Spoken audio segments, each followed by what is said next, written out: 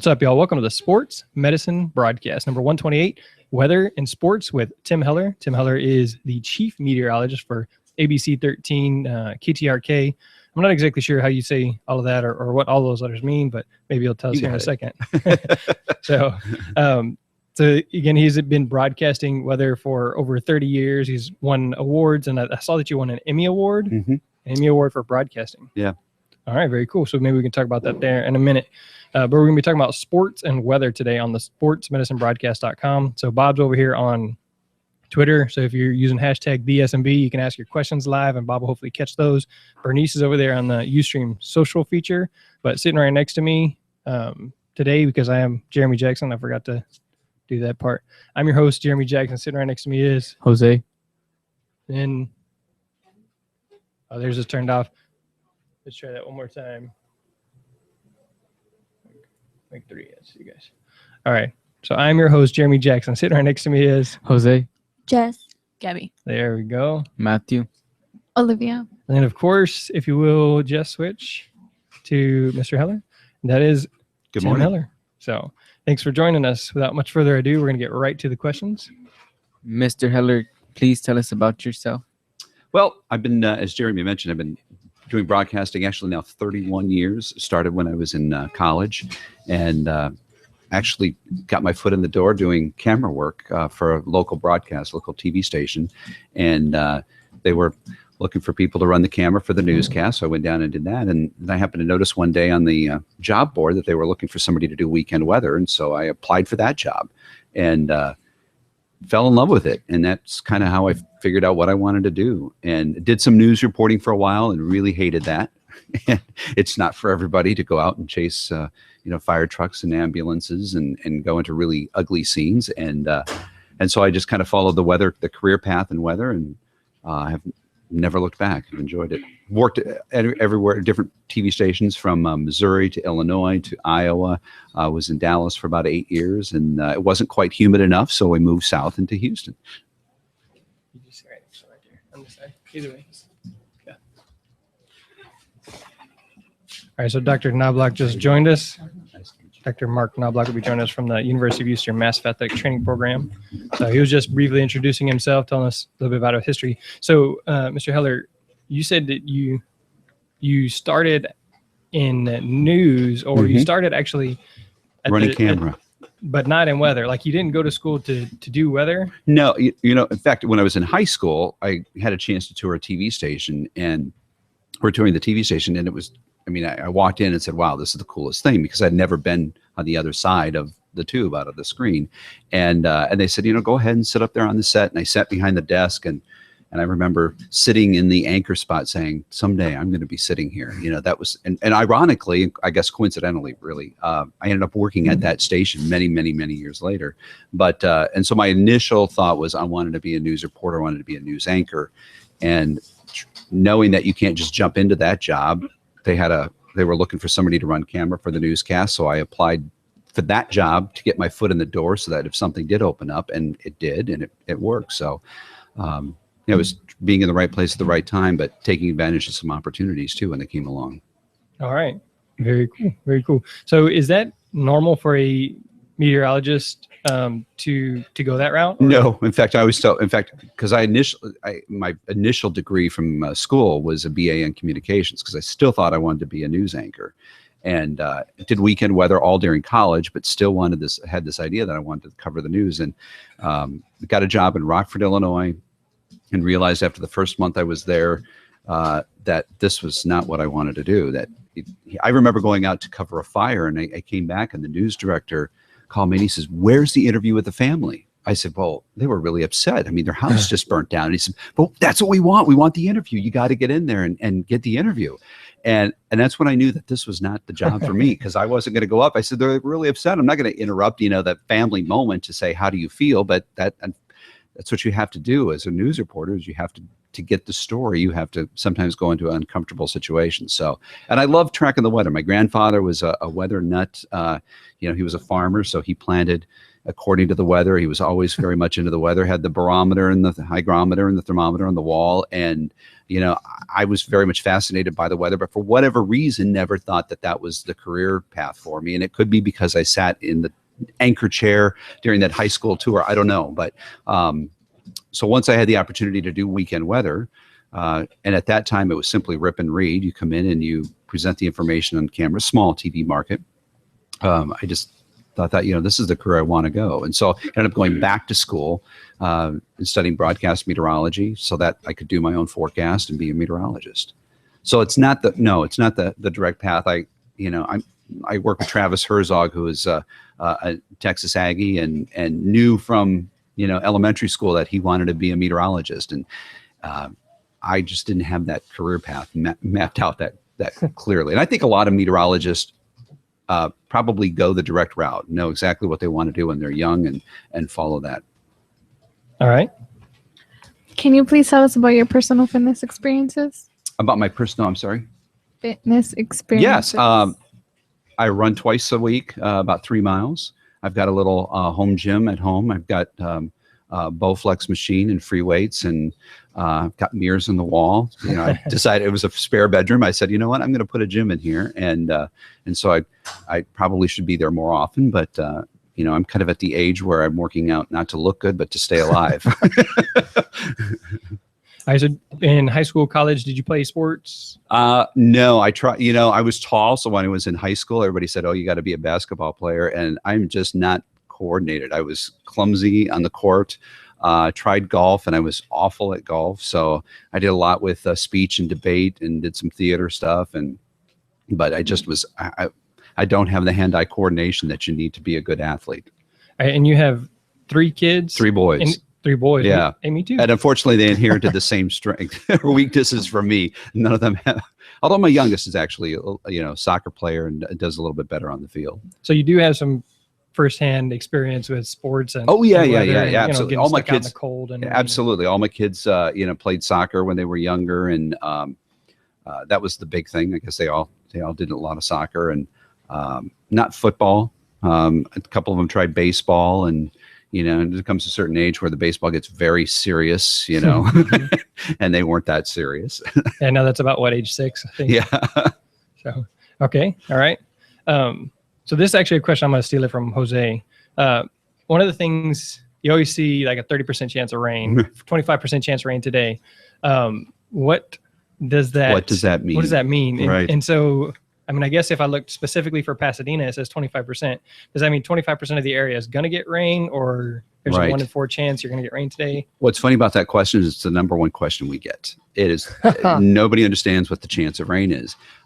If it is actually in meteorological terms, in the business, we call it the probability of precipitation, the POP. What is the POP for tomorrow? The probability of precipitation. When you think about that, it has nothing to do with coverage. It doesn't mean that 30% of the area will get wet. Or 25%. It means what is the probability, the chance that the atmosphere will produce precipitation. Now, the problem that I have is that I forecast for 24 counties.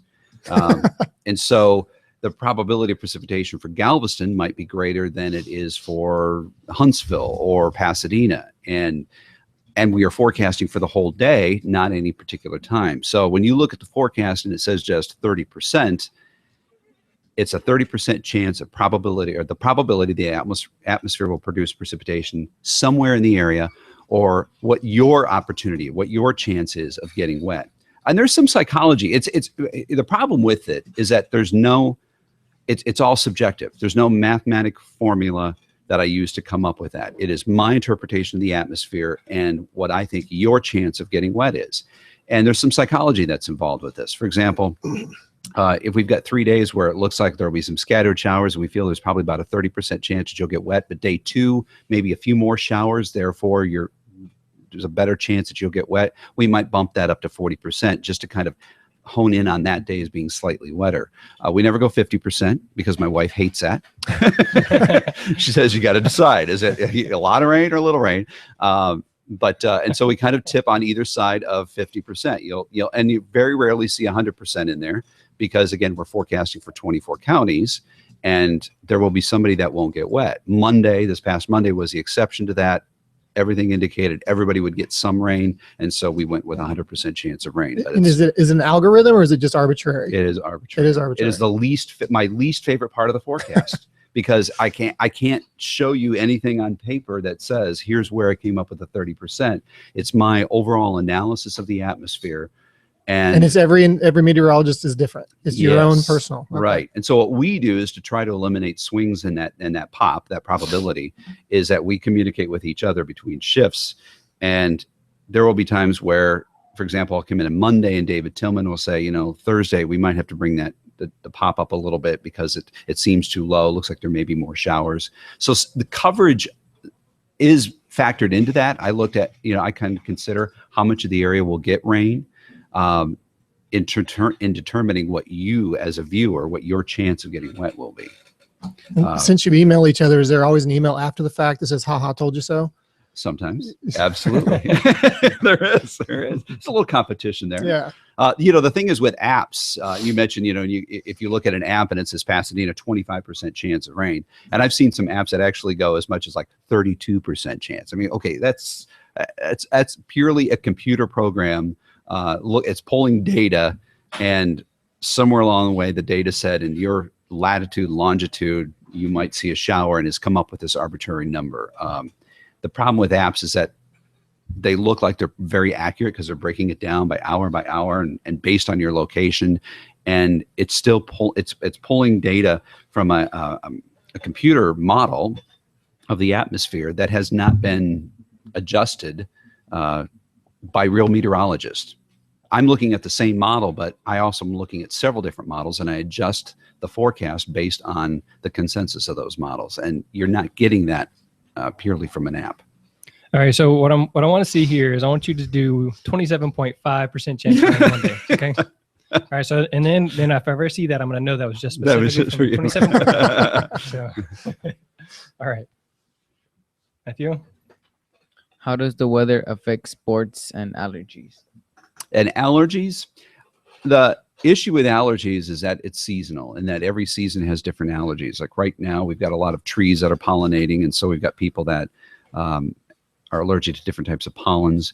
And then pretty soon the grass will start to pollinate, and people don't realize, but there is some pollination going on with grass. And so the grass pollen will start to come up.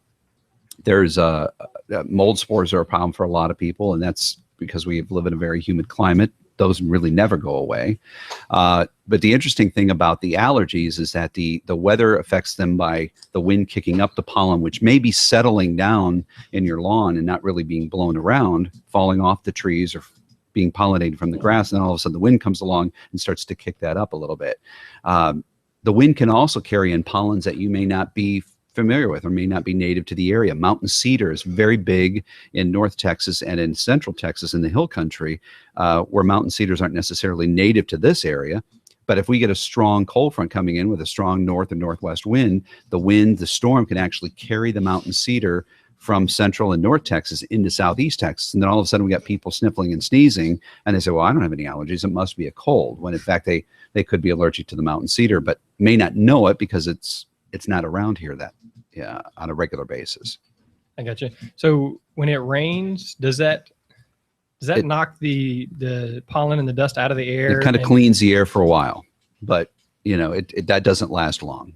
It depends on the season too. I mean, if you got a lot of trees that are pollinating, like right now, it's not going to take long for the pollen levels to climb back again. All right. So as we're talking about allergies in sports, so we are coming up right now. We're in March, and it's coming up in the season where everything's blooming and growing. Right. So since it is also the baseball and soccer and outdoor sport season, what are some of your tips there for athletes or athletic trainers dealing with weather, the specific, like the allergies in sports? It's tough because it really depends on the individual. I mean, some people have severe allergic reactions to different types of pollens, and it's not going to be the same per individual. So some people, you could have the same allergy to the same pollen, but somebody might have a different effect, might be affected differently than the other student or the other athlete next to them. So it really comes down, I think, to the individual, wouldn't you say? Mm-hmm. I think I'm a living proof of that. My wife will get sick with allergies, 1 week, and then the next week I'm like, oh, feel great. Week later, I'm terrible. She's like, haha. Yeah. But yeah, I think it's absolutely individual. I wish we knew, because then we could plan for it better. But All right. So then in a lot of the weather reports, you'll have like a pollen count or a pollen report. Right. Can you talk about that a little bit? Yeah, and a lot of those pollens will try to break out, especially if there's one particular pollen that's a little bit higher. If they're all about the same, we'll just list it as tree pollen. But if the elm pollen is a little bit higher, we know that some people might have a stronger allergic reaction to elm, so we'll try to isolate that. That's actually, people don't realize the pollen count is literally a count. There is a device that spins through the air and collects pollen for a 24-hour period, and somebody takes that little strip and literally counts the grains of pollens. Wow. And then we'll multiply that by whatever factor they're using. Per cubic meter of air is usually the factor. So if we say that there's 800 grains of elm pollen per cubic meter of air, I mean, think about that. And there are times where we'll have several thousand grains of pollen in the air. And those numbers can be extremely high. You may not see it, but it's there. We do have that season. I think it's the elm tree. I think it's elm that coats everything with that yellow dust. Every car owner's nightmare. We haven't seen that yet this season. I think everything's kind of delayed a little bit by the cold weather, but it's coming.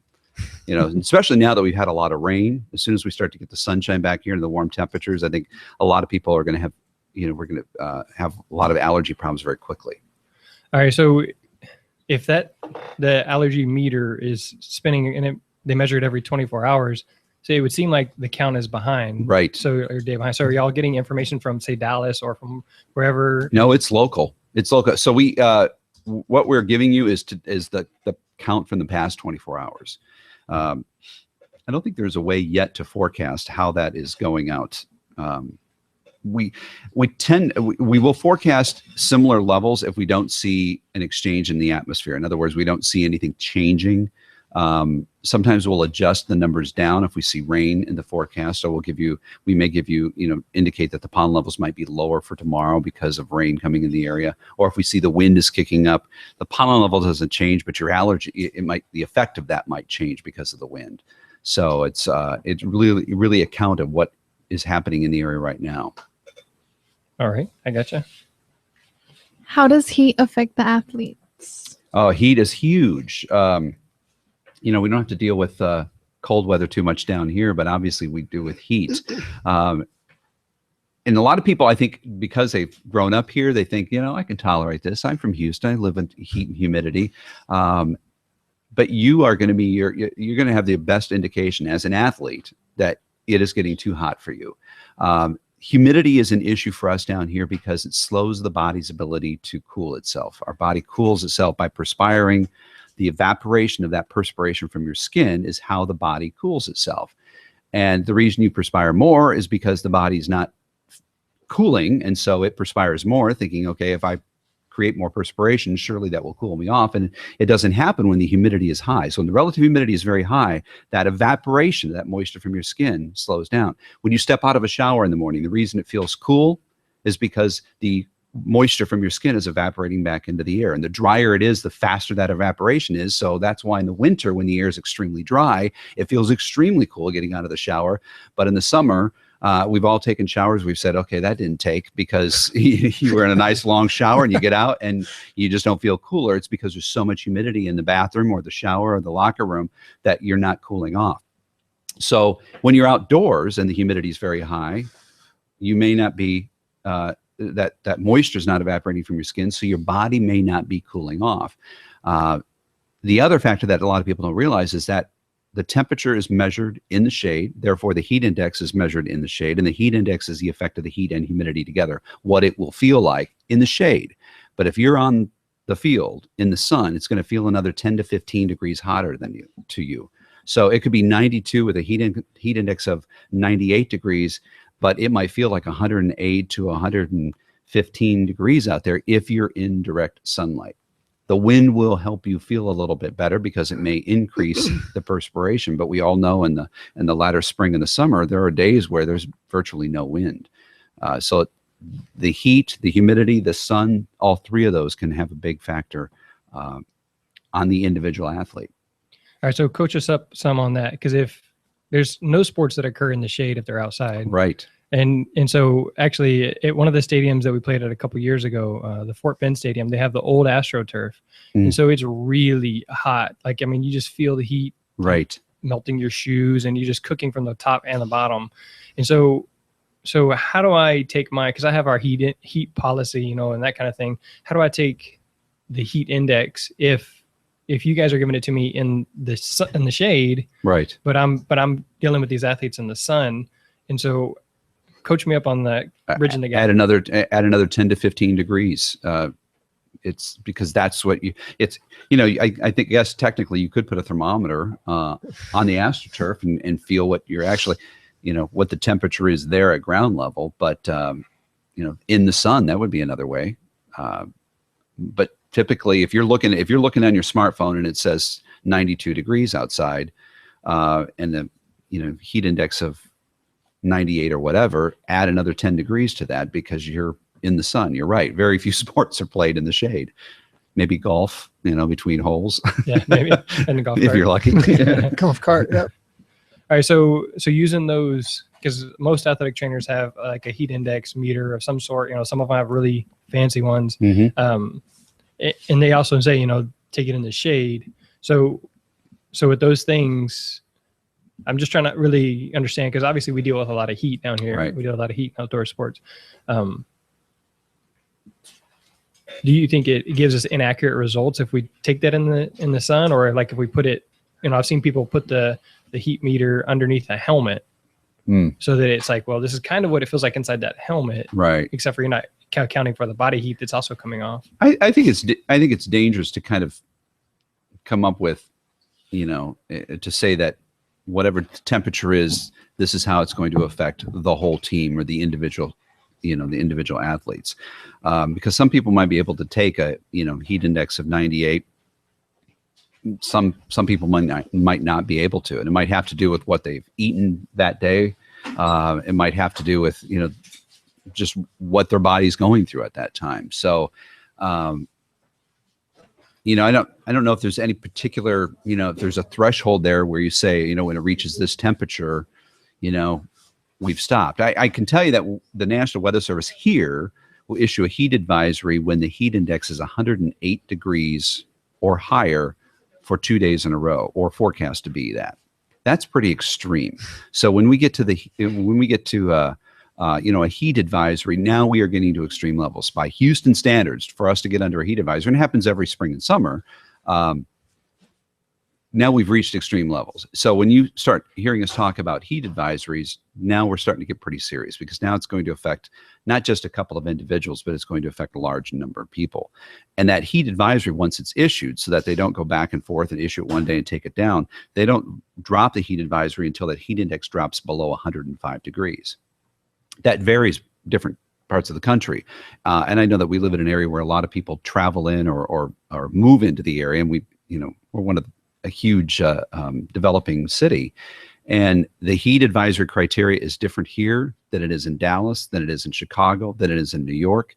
In Dallas, it was the overnight low factored into it. And if the overnight low did not drop below 80 degrees, a heat advisory was issued. Where here, you know, that happens that's quite July. a bit. Yeah, that's exactly right. So, you know, here that is not a factor. It's more of how high that heat index gets, and then will it ever drop below 105? So we could go several days. I would say that has to be factored into your decision making. If a heat advisory is in effect, now we're starting to get serious amounts of heat and humidity. So on that note, is there an official weather reporting station we should look at? And the reason I ask is it's very easy to Google. I Google Houston weather, and I get this nice chart. And I was reading an article about you get some discrepancies because one reporting's on top of a building down in the med center or something. Is there one? Yeah. Is there one site that we should go to that you recommend for that's either most accurate, or that's the best sensor, or anything like that? Or is Googling it just okay, or what do you recommend? It's funny you mentioned the sensor in the med center, because initially when Apple developed their own weather app and they put it on every phone, we couldn't figure out where this temperature was coming from. And we did some digging around, and we discovered they were using the thermometer on the top of the med center in the heliport. Well, it's on a heliport. And so it was reading enormously high temperatures that 300-mile-an-hour winds too You know, when the and- helicopter Yeah, lands? we couldn't figure out what was going on, and so we talked to their weather vendor, and I think there were other people that were involved in it. And we basically got that temperature thrown out of the database so that people weren't getting inaccurate readings. But you know, we do have Ellington Field here in Pasadena is a National Weather Service calculated site. So you could use Ellington Field's values. Houston, the official site for Houston is going to be at Bush Intercontinental Airport. Mhm. There's also a Hobby Airport site, so that would be another option. But EFD, if you're looking, if you is the abbreviation for Ellington Field in terms of the National Weather Service database, but that would be the best one I would think for you here in Pasadena. Okay. All right. So then, do you Google EFD heat index, or do you just go to National Weather Advisory? And Weather.gov is going to be not weather.com because that's a weather channel, but weather.gov is the National Weather Service website, and you could actually there and the weather.gov type in Pasadena, and that will give you the Ellington Field information then. Okay. So that's kind of a way of forcing, you know, otherwise on your smartphone, you're not really sure where that data is coming Exactly. from, like you said. That's the basis of my question. But if you go to weather.gov, you're getting it right from the National Weather Service, and you're getting the Ellington Field information. Yeah, in our heat policy, it actually says go to weather.com to get the information. And I think that's just so that there's a consistent standard. Right. So we're not looking at my phone versus your iPhone and being 30-degree difference, you know. But the problem with, well, I don't want to disparage the Weather Channel, but what you're getting there is that you're getting data that may not necessarily be Pasadena, because they are taking what is called gridded data, taking all the temperatures and it's smoothed out into a grid, and your latitude, longitude comes up, and it's basically plucking out from a grid. So it's not really a true pure temperature. It's based off of really the temperatures in the whole area, kind of averaged out, smoothed out in this contoured grid, and it, you know, tries to be as specific as possible, and it may be very close, but in Pasadena's actual air temperature would be part of that grid, but you're not getting a true Ellington Field reading. Weather.gov will give you that. Will give you the real reading.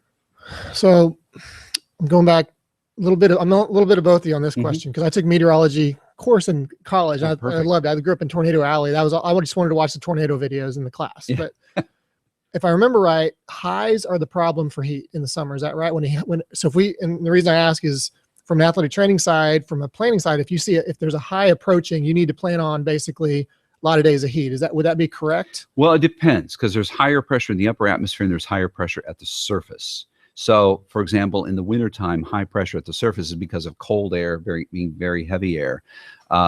And those are the blue H's that we put on the weather map, if you will. And so when that comes in, it's going to actually bring in some colder weather. When we talk about high pressure in the upper atmosphere, what that means is that it has shifted the whole weather pattern.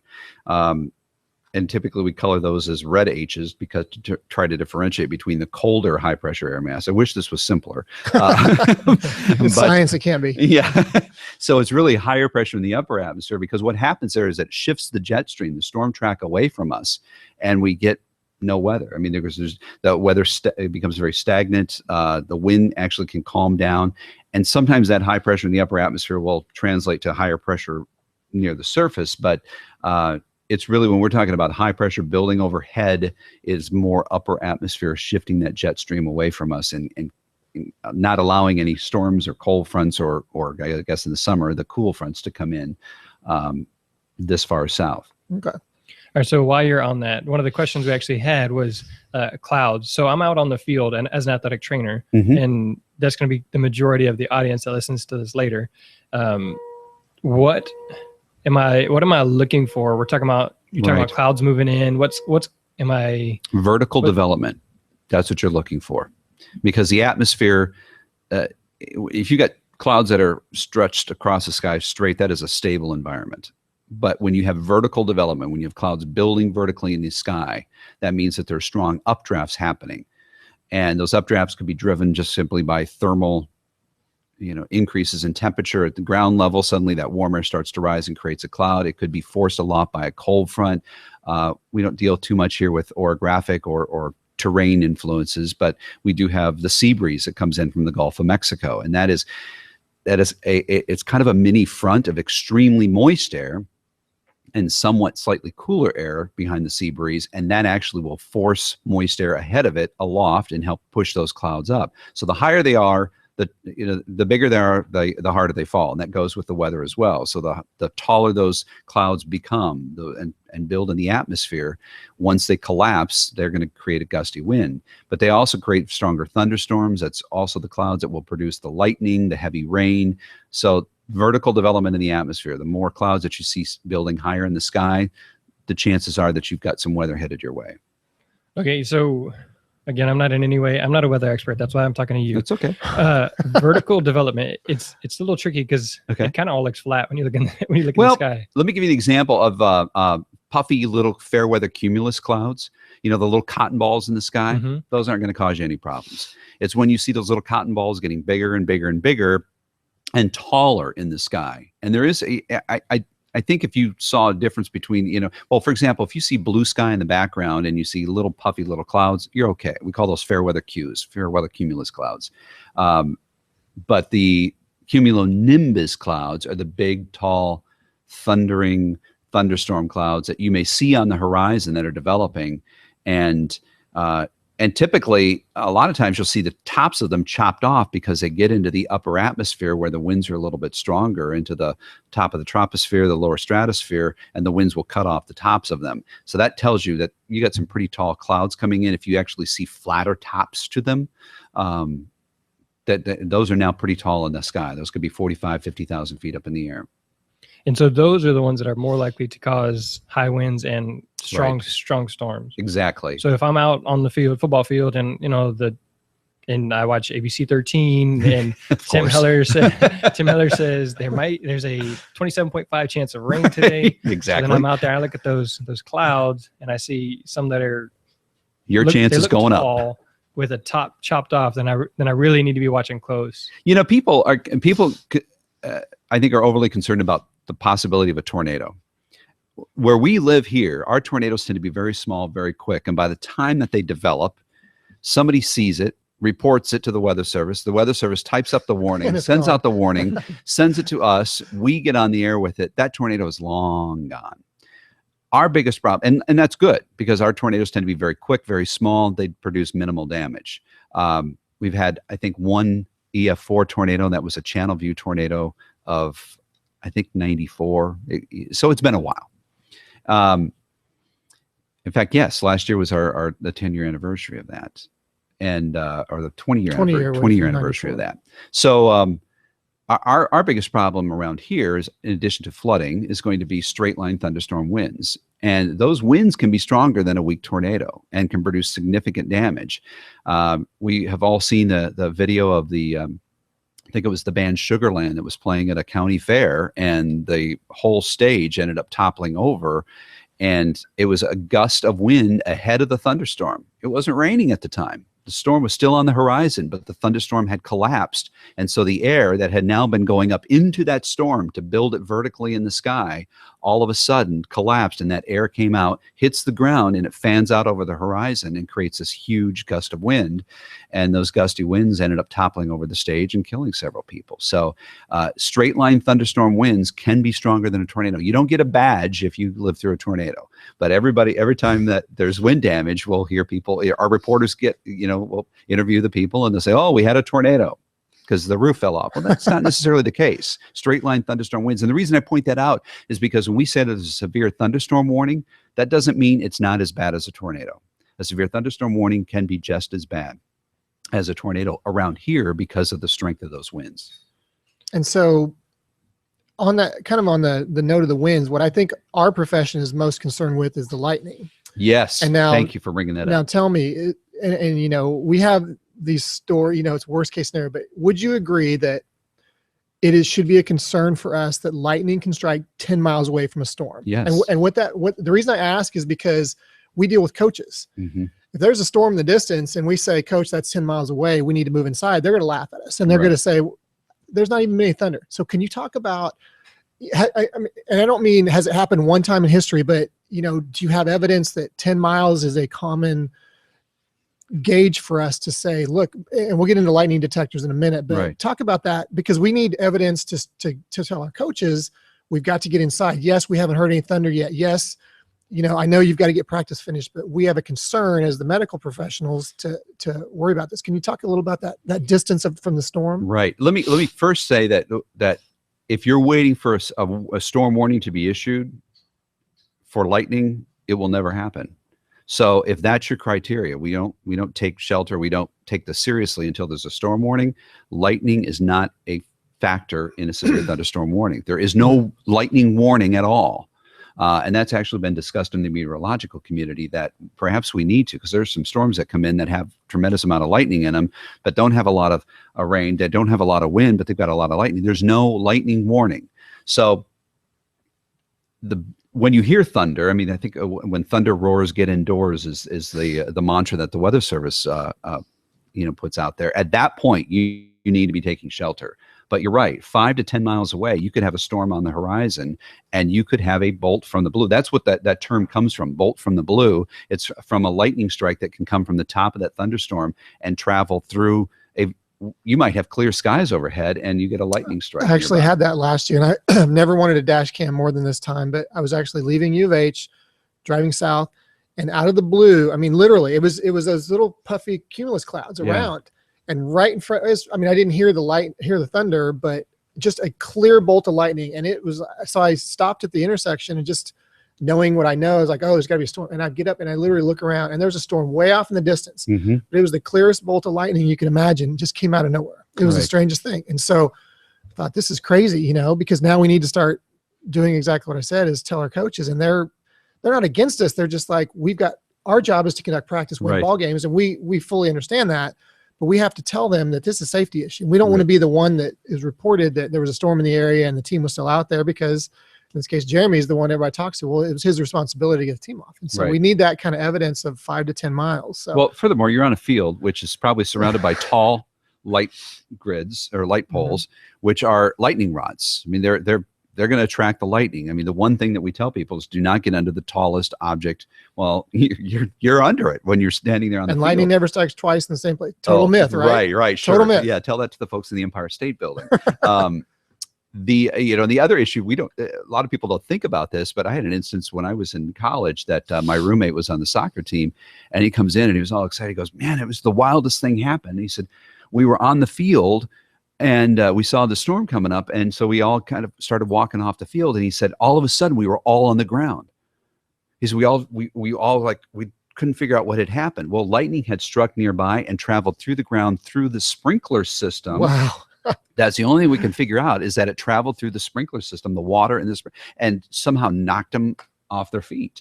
And so we don't think about that underneath that turf, there's probably a good sprinkler system. There might even be electrical lines running, connecting the lights on the other side of the field. And that electricity can travel, and fingers many different ways through that soil. And so it may travel or might strike off into the distance, but all of a sudden you're feeling the effects here. I will say this, and the one thing that and again, this gets back to the individual. If you literally feel your hair standing on end. That was my next question. Is that true? Yeah, it's because suddenly what's happening is that now the electrons are traveling up through your body and trying to make connection with the step leaders, invisible step leaders that are coming out of the sky and trying to find. And then when you feel connection. that, get down in the squat position. Exactly. Make yourself a low ball. Do not lie flat, because that makes you a bigger target, but get yourself a low ball here. And I've seen that video of this high HD slow motion where the lightning comes up out of the ground around. It's beautiful, but it's just like, wow, that's really the second amazing. Question we get, number one is what's the chance of rain mean? And number two is, people have heard this, that lightning strikes from the ground up. And what happens is that invisible step leader comes from the top of the thunder, or from the thunderstorm, not necessarily the top, but from the thunderstorm.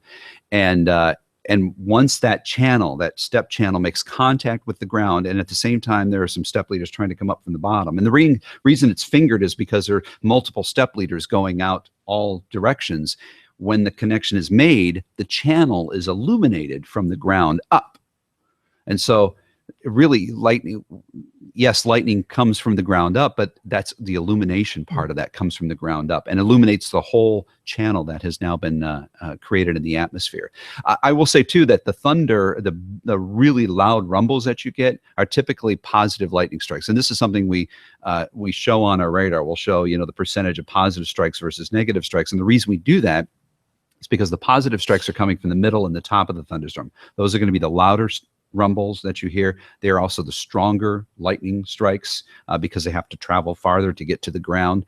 And so if you're waiting for that thunder, you may be waiting too long because there may be lightning at the base of the storm that's a little bit closer to you that may not be producing a lot of. And what about cloud to cloud? I've stood up when I was a kid, I stood outside and I'm watching lightning right over my head, but it never contacts the ground. Is there a difference? I mean, obviously the factors are different, but obviously there's a safety issue too. You don't stand outside, but what makes it something for us to concern, like you just lightning said? Is lightning. If you're seeing it within the clouds or from the cloud to the ground, I mean, doesn't matter if you've got lightning lighting up of a cloud above you or on the horizon, there's still that possibility. I mean, that tells you that there's a lot of electricity in that storm. There's a lot of collision of air molecules going on, and it has the capability of producing lightning that reaches the ground at the same time. Some storms produce more cloud-to-cloud lightning than they do, or intercloud lightning than they do cloud-to-ground lightning, but one does not necessarily rule out the other. It's just coincidence that it didn't reach the ground, basically. Okay. All right, so go back to, I think the original question was the 10-mile thing. So typically what we do here is 3 to 8, we're inside, boom, right? So anything above that, we're watching, maybe now I'll be looking for those tall clouds. But again, also one of the things I need to consider is that front gust of wind. But can you specifically address that 10-mile range? Because I'm not sure if... I think that's a good range. I mean, I've always, you can have lightning 10 miles out, or maybe even farther. I'm not sure that there is a, definition that says, okay, it's never a storm 50. You don't have to worry about a storm until it's 10 miles. At the same time, I think the closer it gets, as you're already doing, is really when you need to start pulling the triggers and saying, okay, we need to change our course of action here. But I would say that when you get that storm within 10 miles, that's when you have to start at least making your plans. What are we going to do? How are we going to get these? How are we going to move people out? Where are we going to put them? In fact, you probably should have had that plan earlier if you knew that there were some storms coming in. But I would say 10 miles is when you're going to have to start making some decisions. All right. So then did you answer what's the longest distance that we know that lightning? I don't know. I don't have. Yeah. Well, on that note, was my next kind of area I wanted to discuss is these lightning detectors. We have in our profession the classic flash to bang, 30 seconds. If it's less than 30 seconds, get inside. But now we have these lightning detectors that have ranges on them, 10 plus or 3 to 8, I think less, and 1 to 2 or something. But there's different lights that light up. And most schools have a policy. If you see this light occur, this distance, you follow your policy. How do you feel on lightning detectors? Are you comfortable with them? Do you have a brand that's, I don't want to make you endorse them. I have enough experience, with them. Not, yeah. I don't have enough experience to give you much of an opinion. How does the society feel? Do they recommend them? They still stick with the hard when thunder roars, you get indoors. That's their statement, that's the standard precaution that we tell people. If you hear thunder, get inside. You're now close enough that. So they don't really endorse them yet, or one, but they're more on the classic, like a hard data 30-second or whatever than they are on the Thor system or whatever. Yeah, I've not read anything that says one over the other is better. I can't give you, I don't want to give you an no, that's what I want to know. I want to know what the official, meteorological society says, because we're doing it from our association that says 30 seconds flash to bang. It's a great question. I wish I had an answer for you, but no, that's, and it might be one to research and to study, like what is the ideal criteria for high school athletics or all athletics. At what point do you start making that decision to move people inside? Right. And we just stick with what our position statements state, which is the 30 seconds, but they talk about lightning detectors. And I remember when I was in college years ago, we had one, it was right when they came out. We push on our electric golf cart pedal, boop, lightning goes up. Lightning detection goes up. So I think how the reliable technology is might it? be a little better. Yeah, I don't so know. that's what I was curious about is if it has got to a point where somebody has said this is a really good model. I mean, they go from thousands of dollars and huge setups to little pager size ones. And Mhm. so I think coaches are kind of like, you didn't see that, did you? When, Oh, and we don't right. want that. We want something that, Right. no, this is the recommended. Well, this is our policy. Well, the So- problem with lightning is that you can have lightning when there's no rain, and you can have a thunderstorm roll through the area, and behind the thunderstorm, with sometimes you'll have some light rain that falls, a very gentle rain, and you could have a ton of lightning within that gentle rain that's falling afterwards. So typically, we tell people that 30 minutes after the last lightning flash, that's our policy. that's when you can get back out in the field. It's not after the winds have subsided. It's not after the heavy rain is gone.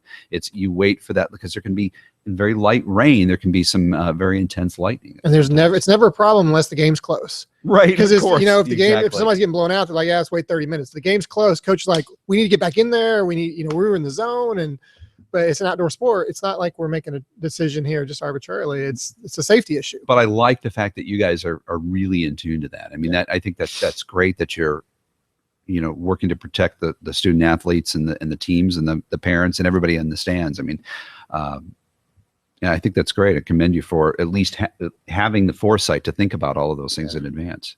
All right, so along those same lines, and again, we're not asking for an endorsement, but Jackie Gonzalez on there asked about the Weather Sentry. That's the service, and that's actually what we use here in Pasadena as the MX Weather Sentry. So I'm not familiar with. Yeah. So essentially what happens is if there's lightning strikes, then we get an email, like it's automatically emailed to us. So that's how, oh yeah, coach, look, it's within 10, we got to start moving in, or, hey, that was 6, get you guys in now. Right. And so you just don't have any familiarity with that. Yeah, on my side of the business, we don't deal with that so much. We're dealing more with the general effects where you're honing in on what your effect is at this particular point, or this particular location. But I don't know enough about all those services to tell you that one's better than the other. Okay, so Jackie, I like Weather Sentry for what it's worth, because I'm in no way a weather expert. So, all right, let's go back to heat. The UV index. How does that play into like the heat index, the weather? The sports coming up this season.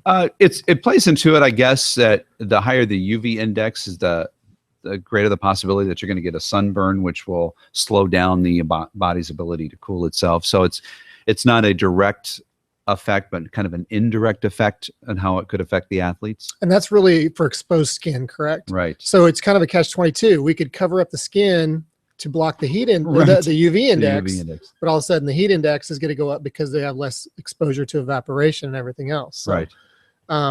But I was going to ask you, relative humidity and humidity, big difference, same thing. We kind of use those terms interchangeably. Okay. I think a better measure of moisture, because relative humidity is relative to the air temperature that you have outside. Okay. A better measure of moisture is the dew point. And the dew point, it's sticky. 60 is sticky. It's when the dew point gets up to 70, it's sultry. 80 is awful. And we do have dew points around here that will get up into the upper 70. If I remember right, 80. dew point is the temperature at which dew will form on the ground. Is that? It's the temperature at which the air mass becomes saturated. Okay. So yes, dew will begin to form, but it's at the temperature at which the air becomes saturated. And you might see that saturation in form of fog. You might see that saturation in terms of haze, because of course the dew point will vary at different levels of the atmosphere as well, the temperature. And so, but for ground level, if you can, in fact, one of the things at weather.gov, if you look at Pasadena, it's going to show you what the dew point is. And when that dew point is above 60, now you're starting to feel it. You start to be concerned now when it gets 70 or higher. So on that note, would it be smarter to form a heat index off temperature and dew point than temperature and humidity? You can. Yeah, they're two different. There is a scale for it. Yeah. Okay, because it sounds like that's more relative to what we would need. But, obviously our recommendations are, if it's humid out, drink more water. Is there anything else that you recommend we do other than the heat index is obviously its own factor. But let's say that the dew point is up, but the temperature's 80, 75, but it's sunny. Is there anything, a precaution, like you said, maybe when it gets to 60, or is there a number you think in the dew point we should watch for? Well, it's interesting because you have a cool day, but you have a sunny day. So therefore you got the effects of the sun on you that you wouldn't necessarily think that would have an effect on you. because it's cool outside, but your dew point is high, so you're not able to cool yourself off. I think the same precautions, that you're going to drink more water. When you can, you shade yourself to kind of block yourself from that direct sunlight. Yeah. One of the most frustrating points of my career, I went and I worked at a high school to help them with a Friday night football game. And I was in the coach's locker room waiting for the game, waiting for stuff to get ready. We're just kind of hanging out here. And the coaches got in this conversation about these other coaches at a different high school. And the other high school had a policy that when the heat index, this was back in early 2000s, when the other school, like Jeremy said, had a policy when it reaches X temperature, they had to shut down practice. And the coaches laughed because they thought that was funny. And I just couldn't believe, I'm sitting, they knew I was there, but they weren't concerned. And it's just, how can you not be concerned about, and their mentality that I remember the conversation went into was, we're going to toughen them up. It's like the Junction Boys all over again, where, we'll just work them to death. And then whoever survives is tough ones we want on our team. And it's just so frustrating because it gets to that point where when something happens, what are you going to do? You're going to say, well, where was Jeremy at? We have athletic trainers. We can't, it's getting better, but it used to be so hard to get coaches to understand that making him practice in these weather conditions is not toughening him up. It's actually making him worse. And it's like the old days of, you're not getting a drink till you do it right. Well, maybe if you let him have a drink, let him rehydrate, they would do it right. It's always frustrating. So we've gotten to the point in our profession where people like you, it's the data comes in. It's so much more that we get to use it now. No, the humidity, the heat index, et cetera, the UV index, the pollen index, or the correct term for it. But it's nice to see that our profession and not necessarily our profession, but other professions are starting to say, oh, there's some real good data that shows that we need to pay attention to this stuff. So, well, let me ask you a question. Are the coaches trained to recognize the signs of heat exhaustion and heat stroke? I think, and Jeremy can answer this more, but I think more now in the curriculum in the college and the professions they go into, they take a course in that. I mean, it's usually a basic sports medicine. The thing that always bugged me was we get these, and I'm not at all picking on coaches, but a lot of coaches are old fashioned. They're head coaches because they've been in it a long time. But you got the new coaches that have taken the curriculum, the sports medicine, the nutrition courses, the basic ones.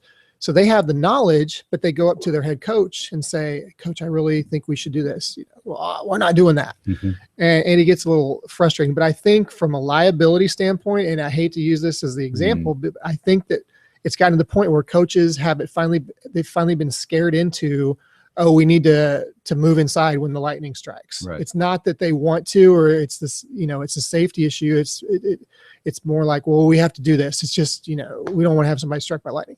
Yeah, you want that too, but you want it to be a safety issue, not I'm scared of getting sued or something like that. But I think with the college curriculum, and Jeremy, you can elaborate on this more if you want, because he deals with coaches every day, but I think that the swing is happening because the colleges are emphasizing that more in the majors that they take of sports medicine, nutrition, liability, some kind of a ethics course, something like that. It really helps. But this isn't just an issue for high school athletics either. No, I mean, we see examples of this in pro sports all the time. Oh yeah, yeah. Well, the heat illness especially. There was I think it was last year, or the year before, up in Arlington, there was a lightning strike in Texas Rangers, whatever the stadium's called now, but in the middle of the game, the lightning hit so close that the thunder was instantaneous and deafening, and the stands still filled with people, and everybody was still on the field. And then there's panic, and then everybody rushes to get to the exits. You got a whole nother situation. And that storm didn't come from nowhere. I mean, it was out there somewhere. It was, I think the thing about pros is you've got a money issue too. Oh yeah, you've got TV right. TV's going to end the game. Commercials and everything else. So I think that's a whole different can of worms there. But it's right. It's just what I was saying. Do you want to take the risk? And usually 99% of the time nothing happens. Right. So it's like, whew, we survived. The challenge that I think that we have with heat, and this is something that we have to remember as parents sitting in the stands and watching, and as coaches and as trainers and whatever, is that it is a very personal thing. And some of it could be based on what the individual athlete ate that day. Did they get enough sleep the night before? I mean, there's the heat will affect you in different ways, and the rest of the team might be doing pretty well.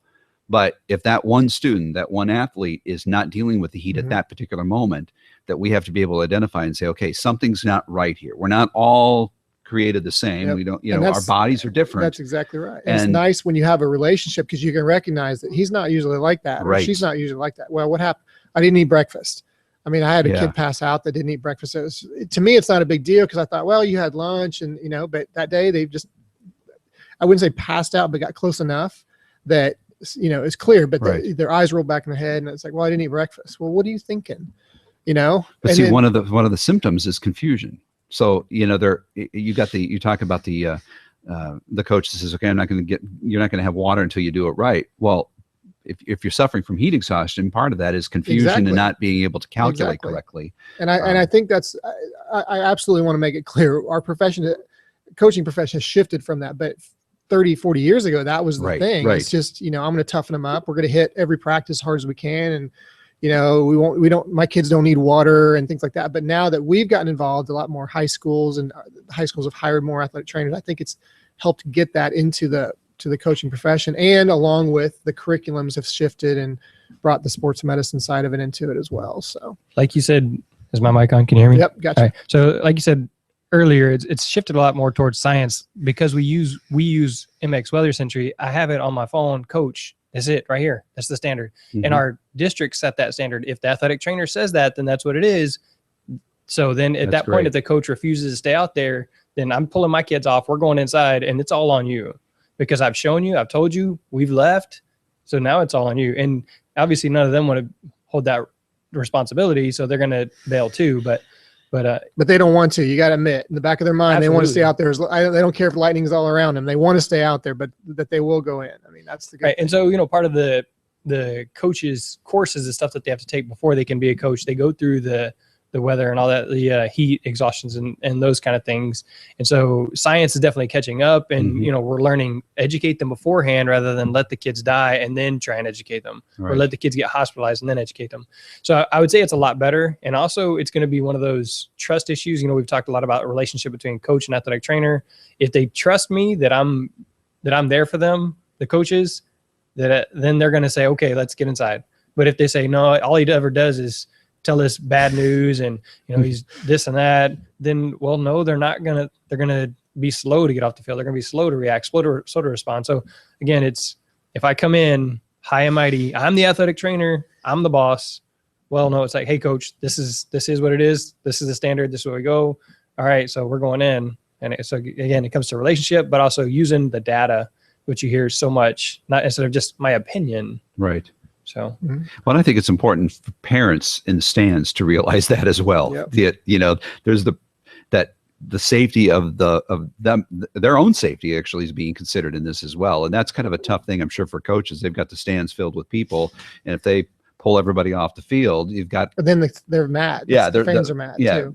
the parents are mad. Let's play the game. It's far away. I've been that guy where I was the one that made the call, lightning, and then we went into, this was at a high school. I was covering high school, helping out of high school, and I was the guy. And so we walk outside, and it was just what you're talking about. 30 minutes past the last thunder was the Mhm. official policy. So the sun, it was evening. So the sun's, you could see it underneath the clouds, clear as day. And overhead was just a little light gray, but there was a thunder. And new 30 minutes, and everybody, parents were furious. I was Yeah. like, what do you want me to do? We're doing this for safety. I'm not just saying, you know what, I'm going to make you guys mad. Right. I'm going to wait 30 more minutes now. I'm not doing that. I'm doing this for the safety of the people it was a soccer game, people on this field. It's not, and it's like you said. So the coaches wanted to play, the kids wanted to play, but our side of it is it's safety first, because like you said, there's wind up there, there's rain up there that's causing the static and everything else. It's going to shoot another bolt down. I'm not going to be the one responsible for that. So it gets frustrating, but you have the science behind you to say, okay, if you want me to leave, I'll leave, and this is all on you. And then, well, no, never mind. So it's that side, but Yeah, I I'm always just say gonna I'm glad I'm not the one making those yeah, decisions. it's not fun. I'll just say my friend Tim Heller said, Yeah. So you deal with relationships. I had a question for you. How do you handle, like Jeremy made the comment, you always bring me bad news and you were wrong about such and such. Right. It's got to be your third most popular question. What do you do when all you hear is weatherman said it's supposed to rain? They don't know anything. Right. I mean, obviously from our side, it's like, well, I want to know your side of that. The funny thing is how and it happens all the time. Somebody will say, yeah, I'd like to be a weatherman and be wrong all the time and still get paid. And people always, they say that in such a way that like it's an original thought, and I always chuckle. I'm like, God, if I had a nickel for every time somebody said that. And my standard response is, yeah, that's what I tell my stockbroker too. You can't, past performance is not a guarantee of future success. And the atmosphere is constantly surprising us that that's part of the reason we give you the probability. And it's very rarely 100% because there will be surprises. We will think, we've got the best chance for rain here. Matter of fact, I was humbled many years ago. Ed Brandon was still at the station, and I think I did the 5 o'clock and he was doing the 6 o'clock. And I said, Ed, and we worked together on the forecast. I said, it's surely going to rain tomorrow. I mean, and I went through all the steps of why I thought, it's got to rain for everybody. I said, just for fun, let's go for 110% chance of rain. Just to have a little fun with it, because it's going to be a really bad Saturday. It's going to be raining all day long, and nobody's going to like that. And so we'll just have some fun with it. Call for 110% chance of rain, and it didn't rain a drop. So, and the storm stayed, it was a little Gulf low pressure, and it wound up really strong in the Gulf of Mexico. It wasn't a tropical system, but it literally sucked in all the moisture around it and didn't leave any moisture on the edge of the storm. And so we ended up with no rain in Houston. Wow. So that's part of why we do the probability. We very rarely now do 100% because of that. So, I always tell people it's like being a politician. No matter what the weather is, somebody's unhappy about it. With politics, no matter what's happening, somebody's unhappy about it. And whether it's either too hot for some or too cold for others, or too, too wet or you too have dry. Additional pressure because people make plans based on what you say. Right. I mean, I'm sure they have their favorites, including my own family. Yeah. Well, yeah. And so you have to be right based on the data you have. It's not like you're just saying, oh, I don't know, I feel like, well, it's cloudy today, it'll probably rain tomorrow. But I mean, that's got to have a lot of pressure on you. Do you feel there's a shift within the industry, if you will, to kind of break down the effects or impacts of the weather. So it's less mostly sunny, slight chance of rain, where we're getting to, you might notice, for example, if we're talking about the rush hour, we're talking wet streets, flooded feeders. So we're trying to discuss what the impacts are to kind of at least help you know what the weather would be like, more practical. Yeah, exactly. And, and it's funny because when I first got into the business, the meteorologists in academia would always say, those TV meteorologists, TV weathermen, they're just dumbing down the science. And now everybody is dumbing down the science and making it more practical because it makes sense. Telling people that you've got scattered showers doesn't mean anything, but if you tell them, some afternoon thunder, that is a little more helpful. So there's that trend, but there's also been a lot of discussion about talking about uncertainty, and we're not certain how to tell people about the uncertainty because, in fact, some people don't like to do that because it makes it sound like we don't know what we're talking about. You're being very general. Yeah. And you're going to be right no matter what you say. You don't want to do that. I mean, it's like, well, it might rain tomorrow. Well, so with the pattern we're in right now, for example, and the last couple of nights I've been talking about this, is that there will be surprises in the weather. There will be changes in the forecast, surprises in the weather, because the pattern we're in is very unsettled. We're trying to time little disturbances that will generate rain. And unfortunately, in the case with the storm that we have right now, it's centered over Mexico, where we don't have a lot of good upper air data. So the forecast models aren't performing very well. So there are time periods where we're very confident about the forecast, and right now we're not as confident. And we're trying to figure out very subtly ways to tell people that the forecast could change because of the pattern we're in right now. You talk about models. My favorite part, and this is weird to say, but my favorite part of any news, any TV meteorology in Texas is your hurricane charts. Right. And the prediction. And the reason I love it is because there's so many models out there, and they all have different data. So and hurricanes isn't a big deal here because we can plan for it. It's not like a tornado, or obviously, but it's not something athletics is involved. But what makes the different models? Is there one that looks at pressure and the other one focuses on something else? Or because there's 20 some models. Oh, there's many. Well, and then there's what we call the ensemble model, which is the same model run 51 times. And every time that they execute the model, it comes out with a different solution. Because it's as a doctor, where the heart is, and you kind of know where all the appendages are going to be. With the atmosphere, we're trying to measure and predict something that's constantly moving. So it'd be like you trying to do a stress test on somebody or measure their heart rate while they're running a marathon, Mhm. and it's going to vary. Or predict what traffic's gonna be like on the way home. You know what? Yeah. You know point A and point B, but you have no idea. You get hit a train. You get hit all stoplight. Yeah. So I know these what you models have algorithms built in that are looking at, in some cases, they look at pressure at different levels. Some have more pressure levels that they factor into it. Some look at more of the boundary around the storm. Mhm. Some of them look at, incorporate more satellite data, more radar data. That's actually fairly new. The fact that we've now are incorporating satellite and radar data into the models. And that has really increased the accuracy. The one thing that still eludes us, though, is the intensity. We're getting very good at the track, but the intensity, what determines, a tropical storm from flaring up into a big hurricane, or worse, a hurricane, worse in the sense that everybody thinks it's wrong, but a hurricane that diminishes in intensity very quickly. Everybody says, well, what happened to it? That intensity forecast is very difficult. But it takes a hurricane to improve those models because you need the Right. data from that. So we actually need Yeah. bad forecast in order to make the models a little bit better. So you But obviously don't favor a model. It sounds like. what we do is You do? we try what has worked the best is what is called a consensus, and that is taking all the models and averaging them out. And what is the consensus with all these models? And so we try to highlight, for example, that consensus track with a different color, a bolder line, so that and let me back up a little bit. The beauty of all those models is that it actually shows us the uncertainty.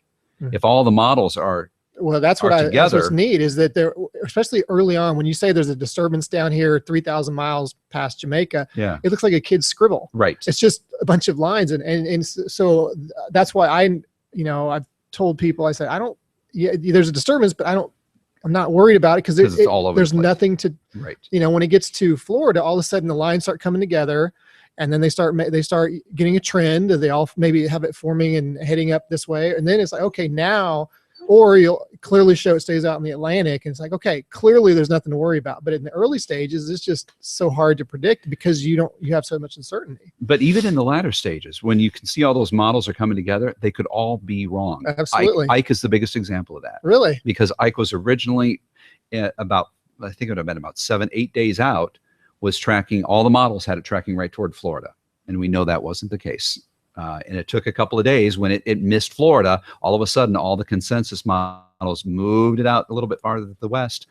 There was one period of time where all the models put it into South Texas. I thought I remember it was, and then it started, and then all of a sudden it's and like then all a went- high pressure system or something. Yeah. I don't remember what it was, but it just all of a sudden pushed it and it boom straight up towards us. So yeah, interesting. So they could all be wrong. We could be very confident that at the same time, Because you're trying to predict nature. You know, and Exactly. there's how many That's factors go moving. into that. And the problem is that we take a snapshot of what the atmosphere is right now, and then try to predict forward how that's going to change. But by the time that we get those predictions out, because the models take several hours to run, by the time that we get those predictions out, it has already changed. Yep. And so we start over again. We do it every 3 hours. And we actually have, there's models that we use on a short-term basis, not necessarily with hurricanes, but there's a model that updates every hour on the hour. But for that model to continually update in other words, it makes its computations, has all the data out within the hour, it can only forecast 12 hours out in the future. Wow. So it gives us a really good snapshot of how things are going to change 12 hours. But for that model, right now, the way computing power is, it can't go any farther than that. And if I remember right, 2008 was the year we ran out of letters in the alphabet. Is that right? 2005. 2005. Yeah. And then we had The Greek alphabet. Ike hit in 2008. In 8, and then we didn't have another one hit for what, 3 or 4 years. Hit the U.S. Is that right? It was a couple hit the mainland or something. Yeah, I think. Was there something that happened in the weather patterns, or was it just coincidence that we didn't have any for? Because I just remember there was so many back to back that one year, right? And then we obviously had the big Ike, and then I was driving down the road, and somebody said, "Yeah, we haven't had a, or maybe it was a major hurricane hit the mainland. It was like a 3-year period. Did something shift? Like, obviously we had the drought in 2011, or was it just?" There are some climatologists that probably would have a better answer for this than me. But global warming, right? Well, or that there are a lot of different factors that go into those long-term patterns. The salinity, the saltiness of the ocean can actually have an effect on the wind pattern and the pressure pattern above that ocean. Actually, the salinity has an effect on the temperature because of the affects the temperature of the water. that I would affects guess. the temperature of the water, which then affects the temperature of the air above it, which affects the pressure, which affects the storm track, which affects the winds, which can then take small little disturbances, and if the wind is light, make them bigger storms, or if the wind is strong, it tears them apart and they don't develop. So there's a lot that goes into that. And then there's the effect of El Nino in the Pacific and how it affects the storms in the Atlantic, because it changes the wind pattern over the northern hemisphere, which then can affect storm development in the Atlantic. So there are influences that we may not even know about. I mean, El Nino is a relatively new concept, and there's new oscillations that they're identifying in the oceans and in the atmosphere that are relatively new to our science, and we're still trying to put some of those together and figure out how does all this tell us how many storms are going to develop. It's people are always fascinated at the beginning of summer. How many hurricanes are we going to have? So does it really matter? Does it really matter? Because I could tell you that there's going to be 14 and we might not have any here, or I could tell you that there's 2 and one of them might be here. I mean, the year that Alicia hit, there were only 4 storms. One of them happened to be Alicia. The year that Hurricane Andrew, a Category 5, hit South Florida, there was 6 storms. One of them happened to be a Category 5. So the number of storms that develop doesn't tell you anything about the intensity. Doesn't tell you what you are at risk of a hurricane here because of where you live. Yep. All right. So I've been quiet for a little while. One of the things that I guess maybe appropriately is way towards the end here in Houston is cold. All right. So I don't know if it's been freezing, but maybe 2 days this winter so far. And this has been a really cold winter for us. Right. So one of the things we don't concern ourselves much with here, but people like my friends that are listening in Tennessee, is cold exposure. So what are your thoughts on cold exposure limits and cold in sports, basically? Well, the danger there is that your skin can freeze. You can lose, where we are talking about heat, where the body gets too warm. In the case of cold, the body gets too cold. What is that? Hypothermia? Hypothermia. Yeah, very hypothermia. As compared to hyperthermia, which is too much heat. The big one we deal with. Yeah, that we deal with here, exactly. But with up north, you're right. And in that case, it's not humidity, but it's the effect of the wind. And people say, oh, you know what? I don't need to know what the wind chill is. You're just trying to make it feel worse. Well, no, it's actually it does measure the cooling effect, because it increases, that wind increases the amount of evaporation from your skin, therefore making your skin drier and more susceptible to cooling and freezing. My son goes to school up north, and the first winter he was up there, I called him and was tracking the weather, and they had a big cold front and big cool down. And I don't know, it was like 10 below or something like that. And the wind chill was down. And he says, Dad, it's so wild. When I go outside, it feels like my skin is freezing. I said, no, your skin is freezing. Wow. But and we lose a lot of our body heat through our head. And so, you got to be prepared for that. You got to, wearing layers is the best thing, because you can shed some of the layers and put them back on if you need to, but you're going to lose a lot of your heat through your head. So you got to wear hats and gloves so your appendages, so that those don't freeze. All right, so go back to wind chill. Can you define that for me? From what I understood you to say, is it's the effect of the wind and cooling the body. Well, it's calculated based on just the temperature and the wind. The idea being what it feels like to you. It's a pretty complicated formula. I'm not sure of all the the 2 variables that you plug into it are what is the wind speed and what is the temperature. And it gets more serious when the temperature is below 30 degrees, because now you're adding extra cooling, and you're now starting to talk about wind chills that are well below freezing. So on occasion, we have had some mornings around here where our wind chills lately have been down into the teens and 20s. And so, which is unusual for us, because I'm not sure how many people actually have stocking caps around here. I know in my family we do. We do have gloves. And in fact, that's one of we're talking about the impacts that on my forecast one night at 10 o'clock, I said tomorrow morning, gloves and hats, because people, I knew they wouldn't be thinking about that, and their kids go off to school wearing, the simple thin jacket. Yeah. But in that case, the wind chill was in the low 20s, so gloves and hats, you're going to need those tomorrow morning. But if the humidity is not factored into that, because typically when the air is cold, it is very dry, and so therefore there's not much of an issue there. We are a little bit unusual around here that we can have cool, damp days or cold, damp days. But typically, you're not going to have a wind chill that's at a dangerous level with that kind of weather pattern. So you said the wind chill is the feels like temperature, and earlier y'all were talking about dumbing down the science, and but that's really what it is what it feels like. And then we're not trying to make it feel worse or tell you that it's worse than it really is. There's math behind it. There's science behind it. Okay. Same thing with the heat index. People say, I don't need to know what the heat index is. You're trying to make us feel worse. No, it's trying to help you understand. They're trying to help you understand it's worse what than it you think it is. Right. Yeah. Okay. One of the questions I have is right here, Pasadena. We are across the street, literally, from plants. Right. So how does the weather affect the pollution as far as athletics? That's a great question. There's a lot of different chemicals in the air. Ozone, we talk about that a lot. Ground level ozone, which is a product of the pollution. It is colorless. It is odorless. But the pollution that creates the ground level ozone is not. You can usually see that. You can usually smell that. The weather condition that actually is the worst for that is a condition where we have what is called a temperature inversion. Typically, the atmosphere cools as you go higher up. When you have a temperature inversion, about 5,000 to 10,000 feet, you could have a layer of air that is slightly warmer than the air below it, and it literally traps the atmosphere. It keeps anything that's in the lower atmosphere from mixing out. And in some cases, it could be a fog deck. It could be a cloudy sky that just never clears out because there's a layer of warm air above it, or it could be pollution. It could trap the pollution. It depends on where that temperature inversion is. And if it's very close to the ground, it could intensify not only the industrial pollution, but also the car exhaust and all the pollution that each of us are putting into the atmosphere every day. So, and those temperature inversions are very tough to forecast. I'm not sure that I ever have said tomorrow, the pollution levels will be higher because of a temperature inversion. It's a small, almost micro scale or micro environment that develops, and you might have an inversion over Pasadena that they don't necessarily have today up in the Woodlands or Katy, and vice versa.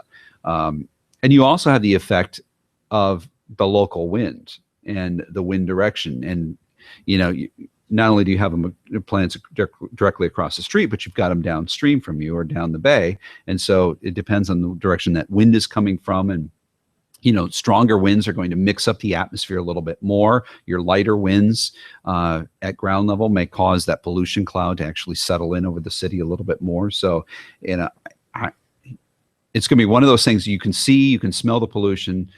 The ozone part, they say, is, it's odorless and colorless, but the pollution you can see and you can smell that. And so that is an issue for athletes. I mean, because obviously the more that you're working out on the field, you're going to be inhaling more, and therefore you're inhaling more of those pollutants too. So it's kind of like I would tell my boys all the time, they get sad if it's rainy sometimes because they can't go outside and play. Right. Like, look, that's the way that God's cleaning the air and washing washing the dirt off so that we can go out there and play. And so kind of same with the rain. I mean, with the pollution, you're saying the heavy winds that come with the storm clean out the air for us, possibly. Well, in some cases, they're actually just moving the pollution to somebody else's backyard. Well, for us, that's all I'm worried about. We need north winds is what you're saying. Just push it out in the Gulf. Right. All right. So is there really anything we can do as far as pollution in your opinion? Not really. Obviously, you just have to respond to it when it develops. I mean, we do have air quality sensors around. Some of those are set up to look at an average. They average out the pollution level for 8 hours. There's an 8-hour average. There's some sensors and some levels are give you 1 hour readings. I get back to the personal observation. It goes back to lightning. It goes back to the thunderstorms. Don't wait for an app or for somebody else or for some sensor to trip and say, hey, this is getting dangerous, getting bad. I mean, you should be able to sense that things aren't right. It doesn't smell right. It doesn't look right. It doesn't, my eyes are stinging or something. I mean, you have the best symptoms. I mean, you have to be your own, I guess, thermometer in that case, if you will. All right. One of the other questions I wanted to ask, because we've talked about weather apps and those kind of things, and you said the ones on your smartphone may or may not be accurate. If a ABC 13 KTRH didn't have weather, which would you use? I use an app called Radar Scope all the time. It's about a $10 app, and but it gives you, and it's a lot of people look at it and say, oh, it is not very pretty. Well, it's not supposed to be. It's the raw radar data. It's not. They don't filter out the ground clutter. They don't filter out, anything. It is the raw NexRad radar data. You have access to every National Weather Service radar, terminal Doppler radars as well. For example, there's a small radar at Hobby Airport. You can access that, which would be great for you guys here. You also have the National Weather Service radar. You also have the radar at Bush Intercontinental Airport that you could access. So if one radar goes down, you have another, but you're seeing everything. And the nice thing is, because you're seeing the raw data, is that you can actually sometimes see small boundaries. You can actually see the little gust front coming in because it kicks up dirt and debris that your pretty weather app radar will filter out because it thinks it's ground clutter, but in the ground clutter is actually where you can kind of see some of the atmospheric changes that are happening. That's how we identify the sea breeze before it actually produces clouds or rain, is that we'll look for a difference in the fault, what is considered ground clutter from the radar site, because that little difference in temperature and dew point that is blowing in from the Gulf of Mexico will actually create a little boundary that's visible in the ground clutter of the radar, even before clouds start to produce rain. And so that's Radar Scope is a great little app. I get no money for endorsing that. I'm just telling you that's what I use. No, you gotta go with the pros. What the pros use. Yeah, the other thing I will right. tell you that, and this is in our own weather app, and not, I'm not here to promote that, but I think one of the best features of that app is the audible weather alerts. And they probably don't want me to tell you this, but that little feature is a $10 feature. It's actually, we went to the company that created that technology and we had them build our weather app for us. And you can actually still buy the app for $10, but our app is free. It's a great endorsement right there. And it's the same program running in the background. And what it does is it uses the GPS in your phone so that no matter where you are, no matter, if you travel if your team goes to another city and there's a severe thunderstorm warning issued for that area, you will get a weather alert for your location based on the GPS. And it's audible. So if you've got your, Bluetooth connected or whatever, you actually hear the warning coming out, severe thunderstorm warning for your location. Be good for the coaches. When me coach, it was the weather alert. That's right. Now, but again, there's no alerts for lightning. That's a good point. Which is an issue for athletics. So could you just quickly, because I'm, if I remember right, I'm familiar with it, but for listeners, ground clutter. There's times you'll show a radar and you'll say, oh, don't ignore this here. It's ground clutter. Right. It's green. It looks like a big storm right over the center of Houston. What exactly causes that, and why is it there some days and other days it's not? Well, it depends actually on the atmosphere. If the atmosphere is producing a lot of precipitation, the radar will be less in tune to pick up the clutter, and it might pick up more distant, it's picking up some thunderstorms. When the weather is, very quiet, or when there's a temperature inversion, the radar tends to pick up more clutter because there's more atmospheric moisture. Birds actually get picked up. Really? Yeah, if the birds are flying low, we see the planes take off from the airports. In fact, if you watch our radar loop, you actually see little specks coming in, and we can tell you which runway they're using on any particular day. The bats that come out of the Wall Street Bridge, we see those during the summer. They get picked up by the radar. So it's things that are flying very low to the ground, or the raindrops or the dust or whatever, especially when the weather's very quiet, the radar picks up every little. Do you just turn the sensitivity down on it? What we do is we have a threshold at which we display the data. So sometimes we will literally, we'll bring that threshold up so that it looks a little bit better on TV, so that it's easier for you to see what is real rain. There's always a little clutter around the radar site. We can't get rid of that. It's there's stuff in the air that the radar picks up, but we can usually get rid of that by removing the lower echoes. But there are times where, especially if it's a light drizzle and it's covering the whole city, and we want you to see that we got drizzle over the whole city, we'll drop the threshold way down on the display. The radar stays the same, but it's what we're showing you, what we choose to show you. And that's why those times you'll hear us say, this isn't real, but this is. Sometimes we'll after a thunderstorm, we'll see a quick cool down in the lower part of the atmosphere, which creates a temperature inversion because the upper levels are still warm, and it will create behind this big thunderstorm complex. You'll see this light blue area that and it fans out from the radar site. That's how you also can tell that it's false. And it doesn't move when we time lapse it, but it looks like there's rain coming in behind the storm when in fact it's just false echo from the radar. The radar's picking up, in that case, is picking up the temperature inversion aloft. Again, that's why you're the expert. Okay, so what is your favorite place to learn more about the weather? You know, I had mentioned, in fact, I Googled that question actually. When you sent that to me ahead of time, I'm like, where would I go to learn more? I Googled weather education, and you can come up and you'll get a ton of different options. Some of them from the National Weather Service, the weather.gov site. They've got a lot of resources there for educating yourself and your family.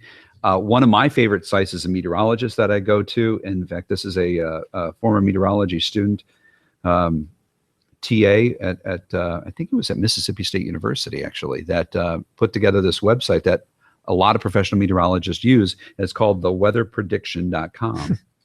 And you can Google anything, and he's got an incredibly thorough explanation on that. I figured you were to say Tim.Heller at ABC 13. No, I Would don't. be the best source of weather. No. I don't pretend to be. I don't like the term expert because that makes it sound like you know everything, and I'd like to think that I'm still learning.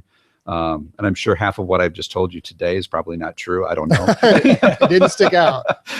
Keep it general. Anyway. Because it's like you're constantly learning, like your profession. You're constantly learning. There's new things. There's new theories. I try to read up as much as I can about, new forecasting practices and new ideas. And I think that's a sign of a science of science, actually, that you're trying to perfect it all the time. I remember many years ago, there was a big project up in Oklahoma and Kansas called Project Vortex. And I think they've done Project Vortex 2 and 3 now. But in the initial Project Vortex, they had all these little little mini Ford cars, and they put all these weather instruments on top of them. And their idea was, when we get a big thunderstorm, we're going to drive these cars around the edge of the storm so we can measure the atmosphere and find out why the storm produces a tornado. And so that was the whole idea with Project Vortex, and they had mobile radars out there. And what they discovered with that first Project Vortex is that only 20% of the strongest thunderstorms produce tornadoes. So what they intended to learn is not what they learned. They came back scratching their heads, and the question then became why didn't the other 80% produce a tornado? More questions than answers. Yeah, exactly. The conditions were all there, but yet there was no tornado. So it is a science that continues to evolve, and we continue to study it. I don't think people understand the amount of research that is going into the atmosphere all the time, not only improving the measuring of that atmosphere through the use of better Doppler radars and better instrumentation and incorporating and new satellites, but then incorporating that data into the computer models, which then tell us how that atmosphere is going to change. And the National Weather Service, finally, to their credit, has decided to spend many, many millions of dollars, and I'm not sure the figure, it's like 35, 37 million, it's up there, in improving our computing technology, because unfortunately, we've been overshadowed by the Europeans, who have spent a ton of money on their computer forecasting model. In fact, in Hurricane Sandy, it was the only model that forecast Hurricane Sandy to make this weird turn toward the U.S. And all of a sudden, it was good because it got all the lawmakers scratching their heads saying, well, what do you mean the Europeans got this right? And our own model didn't get this right. So now they're spending a lot of money, and by, I guess it's September, October of this year, the computing power will be 10, 15 times what it was. So that allow them to run those programs with more data, a little bit faster, and hopefully deliver better forecasts. So can't they just take a bunch of little balls, put wings on them, and drive a truck into a tornado? That'd make a great movie. It would be great. I mean, I could see that happening, and then they just fly up in the tornado and they get all this data, right? But that there is some truth to that movie. They actually do that. They put something in the way. The instrument is called Toto, named after the dog in the movie. Twister, by the way. Well, the Toto is from The Wizard of Oz. Right. But, I grew up in Kansas. I'm all okay. I get that joke all the time. So, but Toto stands for Totable Tornado Observatory, and it looks like a giant oil drum that they put all these instruments in, and it's just like the movie Twister. They try to now. I think the movie Twister added the little things that fly out from there, but perfectly. I They think just lift it right up into the tornado. It makes for a great movie. But Yeah. the Toto they have tried to deploy several times. It's the way the idea is to get that instrumentation actually inside the tornado. And have they, not to be naive, but have they done that where they've got a tornado to go and carry data into it, or is it still we tried but we missed, or have I think they've had a couple of successful intercepts. Okay. I think there have been more misses than I'm there sure have been there've hits. I mean, One thing that has helped us is called Doppler on wheels, and the Doppler on wheels they can take, and it's on the back of a flatbed semi, and they'll get very close to a tornado, and rather than scanning 360 degrees, which is what our radar does, they simply do a sector scan, and they will go up into the top of the storm and then scan back down to the bottom of the storm, picking up everything from dust to raindrops to give them clues as to what's going on in that storm.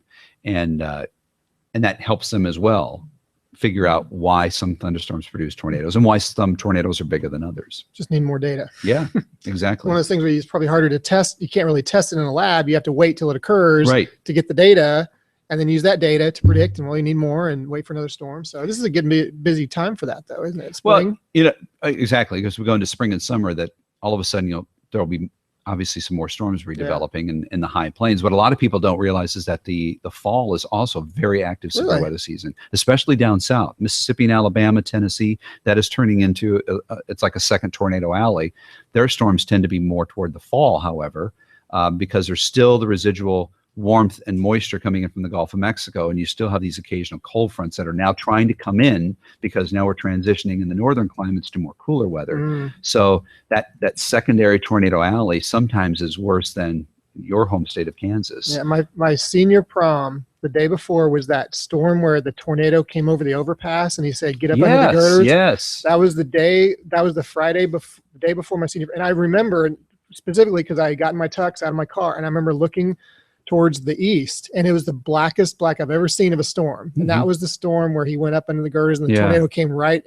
They filmed this tornado going over them. They got up there was an overpass. They climbed up there and got up in the very corner, kept the camera rolling, and the tornado goes right over him. It was amazing footage, and they show the car in the distance just being thrown away. But that was, I mean, that's what I grew up in, was that I've never seen a tornado. Grew up in Kansas, never saw one. The problem with that, I'm glad you brought up that video, because that video was shown so many times, and you heard the photographer, the reporter screaming over and over, "Get under the overpass, get under the overpass." Don't get under the overpass. Really? Yeah. In that particular case, it'll suck you, the wind will increase. Because wind increases. In that particular case, the way that overpass, from what I understand, it was built, there actually was it sloped up, and then there was a flat area toward the top. So they were allowed to get up above, out of the main flow of the winds. Okay. The way most overpasses are constructed, you don't have that. You have just that slope, and that just increases the wind speed. It increases the wind speed. I can tell you that in Moore, Oklahoma, the first Moore, Oklahoma tornado, there were people that I saw this at a presentation, and it floored me when the guy showed the slide. There were people that left their homes, went under the overpass because they thought that would be safer. No. And the slide, and I'm not trying to be morbid here, but the slide that he showed was taken after the tornado. And what you could see was the black areas where the dirt and the debris had been pummeled against the overpass, and the white splotches were where the bodies were of the people that died there. Wow. And that was how intense that wind was. And it was, and so, and people, I see people do this all the time. Is that, and worse around here is we'll get storms coming in, and people will stop under the overpass because they think it's safer under there, protects them from the rain and the hail. I mean, that's and then common sense. they stop the you'd traffic think. for everybody behind them, and you have actually created a bigger problem. So stopping under the overpass is not what you want to do in a tornado or a flood or high wind event for many, many reasons. And especially because it's going to increase the danger by funneling the wind under there. Good point. It's video that we wish didn't exist, because you hear him say that phrase over and over and over, and so you Get think up under the girders. yeah, Just clearly remember that line. that's going to be safe, and it's not. And it's like I grew up opening the windows in a tornado warning. Oh There's yeah, a when I tornado was in warning. school, Exactly. when I was a kid, we had to. Somebody was designated to open the windows. Exactly. When the warning went on, somebody opens the windows so the pressure equalizes. Right. I remember that. And now we discovered many, many years later that by opening the window, you're actually increasing the damage because you're allowing the wind inside the building. Wow. And the wind gets in, it has to go out. And so what does it do? It blows out the opposite Pressure side. increases inside. So it's opening the windows is not what you want to do. Just like taping the windows in a hurricane does nothing. Hurricane clips are good, right? Hurricane clips are very Okay, good. My wife always says, you guys are always changing the rules. First you open the windows and you don't open the windows. First you tape the windows and you don't tape the windows. I said, but that's because the science evolves. In our profession, that's the same thing, but it's the science. It's exactly, we know now, we have data that shows, because we have enough data from all these events that no, that didn't work. This is the better way. Right. So. Right. For example, taping ankles is very controversy now, whereas that was the one thing that athletic trainers did, and so yeah, science evolves. So on that, it's about time to close. Is there any other topics you wanted to address there, Mark? No. I mean, this has been great. Mr. Heller, anything you? Yeah, my final word is just that I think that as parents and as coaches, that we've got to remember that the individual is going to be the best person to ask in terms of how they are being affected by heat, humidity, and cold. When it comes to lightning, that's going to be, we need people that are on the outside monitoring the storms that are on the horizon. But when we're talking about, especially as we move now into the hotter time of the year and we're going to have more kids on the fields, that the individuals will react differently under different weather conditions. And we've got to trust that, we've got to drop our competitive spirit for a moment and trust that the individual is telling us the truth when they say, I can't do it. This is too much for me. And at the same time, we got to let our students know that it's okay to say, I'm having problems here. I'm having problems, coach. It's not working for me. Take a couple of minutes, cool down, and get back in the game. But we have to be comfortable doing that. And I know it's tough. I mean, we are all competitive and we all want to be the best in our sport, but the end result, as you can attest, I mean, you can have serious consequences from too much heat. Heat stroke the word stroke should scare you. And, heat stroke is very serious. And the first stage of that is heat exhaustion. So let's be comfortable discussing that and identifying it and then treating it very quickly. And bring a weatherman in to talk at all the coaches' meetings so that we have an expert. They don't just take our word for it. No. Yeah, very good. Very good. All right. So I'm going to close it out. Mark, I'm going to ask you for what your takeaway, your big one takeaway from today is. Tim, if you have any other takeaways from today, then, feel free to share there. I know you're quote unquote the expert here today, so I'm not sure if you get to take away anything, but what I will ask you to do is share how somebody's going to get in contact with you, if you'll do that right now. Okay. Yeah. My email address is very simple. It's tim.heller, HELLER @abc.com. I got that right. I just made that up earlier. Yeah. I just totally guessed. Tim.Heller, ABC 13. Wow. Oh, not ABC 13, just abc.com. Oh, okay. abc.com. So the ABC 13 is getting a bunch of emails after I was saying that. But you can also catch me on Twitter and on Facebook. It's Heller Weather, HELLER Weather. I'm same handle for both of those. My takeaway from this is I'm impressed at how much you guys take the weather seriously, and I commend you for that. I mean, it's a safety issue for us. I mean, we don't live on wins and losses, so I don't care if you're on the 1 foot line and you just had a 99-yard run, the lightning strikes, game's off till we, that's what we care about. And I'm going to walk away from here doing some research on these lightning detection systems so that next time somebody asks me, I have a better answer for you. Awesome. Great. All right. So I love to hear the lightning stuff from an expert. I know you don't like that word maybe, but just to hear that it's not just us preaching that, it's yes, lightning can reach out 10 miles, and when you feel that hair on the back of your neck stand up, something's going on. It's not just you're nervous. There's a physiological change going on because the electrons are, like you said, moving up, trying to form a connection. And that connection is a lightning strike that goes through your body. And I'd heard once, have you ever heard the actual cause of death of lightning strike is suffocation? Have you ever heard that? No.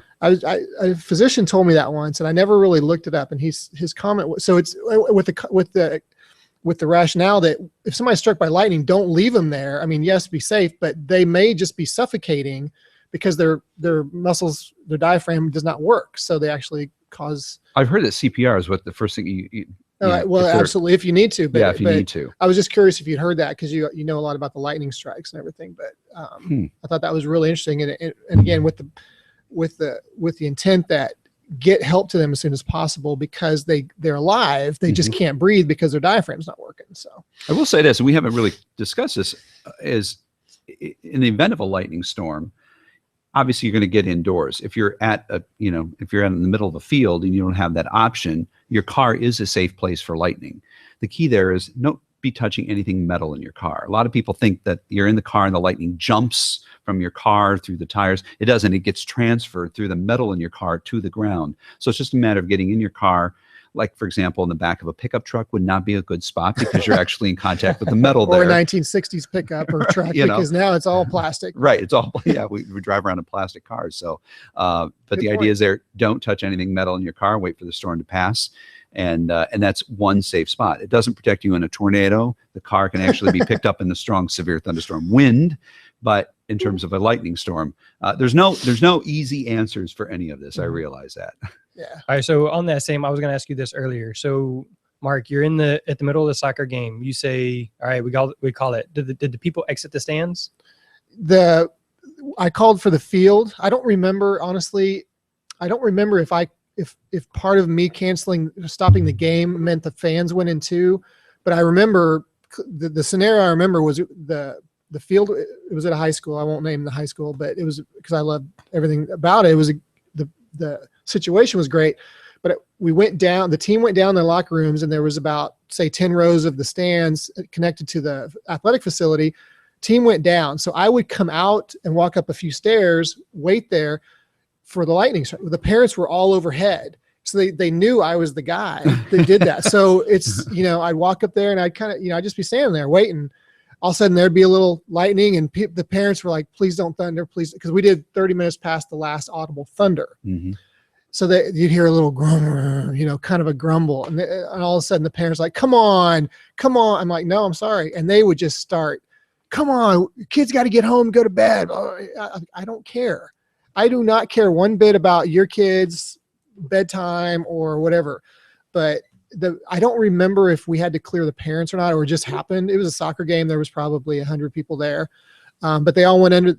There's something else I should have added. On that side of the stadium, it was a kind of a covered, not walkway, but a little concession area. So they all kind of hung under there and it was covered. But I remember they would stand there and then they'd lean over the rail. And as I come up the stairs, I've got 50 people over my head that, would watch me. And then, so, and there'd be a little grumble of thunder. And that was the rule. Any audible thunder, it's 30 minutes. That was the policy at the school. And so that was the problem I had, is that I was the guy. They didn't care about the safety. They wanted the game going. I don't remember. It was a high school game, but it wasn't, I don't remember it. Obviously it wasn't a state championship, but they were passionate about that. And I was trying to, kids got to get home. Kids got school tomorrow. Parents want their kids to play. They feel it's safe. So you have to kind of keep that in the back of your mind, as they don't see it from our side, which is the safety only, and that lightning can travel 10 miles, but I'm now going to use you as a reference.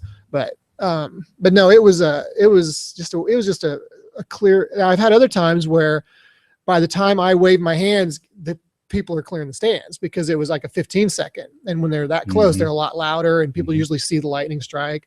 Sitting in aluminum bleachers is not, most people put two and two together. So I've had baseball games where that's happened, but I just remember that soccer game. I was just constantly, it was like I was a player that was getting chewed out by the other team. I was like, come on, you let them play. But now you know how I feel when I have to forecast thunderstorms on a holiday. That's what I said. That's why I was asking you, how do you deal with the pressure? Difference is I don't have direct communication with my viewers. Well, I guess some days we do now with Twitter and Facebook and email and all that, but it's not like I'm standing. Do you have an administrator screen all your Twitter no. first?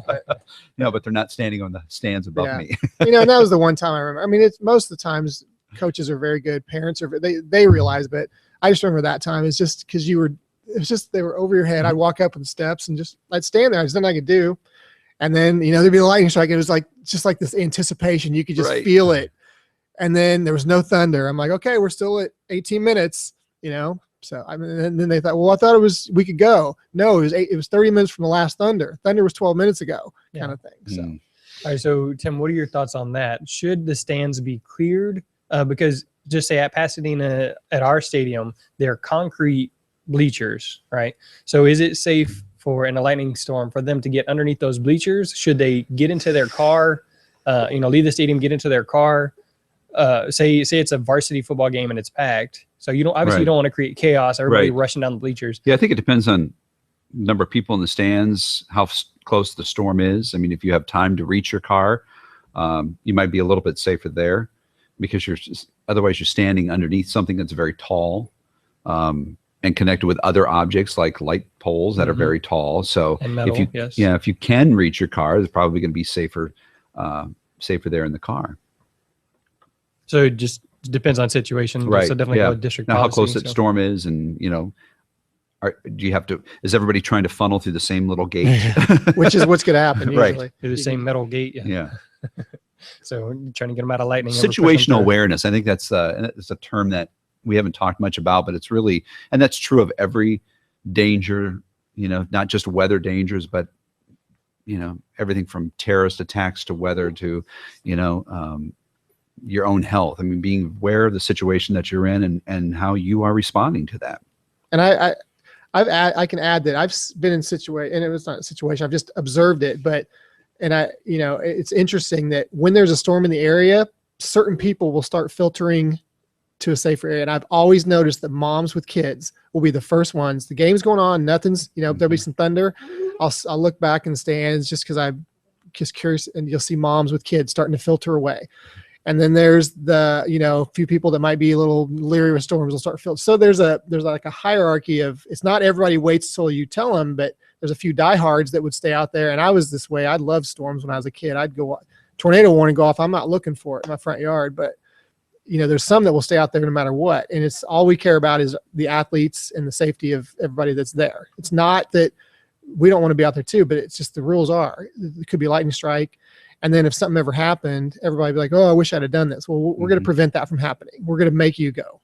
So are announcements ever made to the fans in the stands? That's from my experience. Like ahead of time though. Oh, because actually, I was at a high school football game in the event of something. Where it was a couple years ago, and I'm sitting there, and I'm on my phone, and I'm looking at the storm on radar scope, and I see lightning way in the distance, and I know the storm's still a good distance away, but I'm tracking it on my radar, and I'm seeing that it's getting a little closer, and I'm thinking, is somebody sitting in the stands? Is somebody watching this? I've been at a game as a fan. I remember it was a major college, and they had announced that there's a storm in the area. In the event that the game is temporarily halted, these are what our plans are. That's only been once. I know they don't announce it at the beginning of every game, like if, don't throw things on the field, which they probably should from safety. Because I mean, the chaos that exists when that happens, and there's a lightning, because I remember a couple of years ago, I think it was Virginia Tech, Lee Corso's car got struck. I mean, he literally hit the side of the stadium, lightning, and there was no warning. And it was just mass panic. And then you talk about somebody getting trampled and everything else. But I think that's a good point, is maybe we should start incorporating a standard announcement in the event of inclement weather.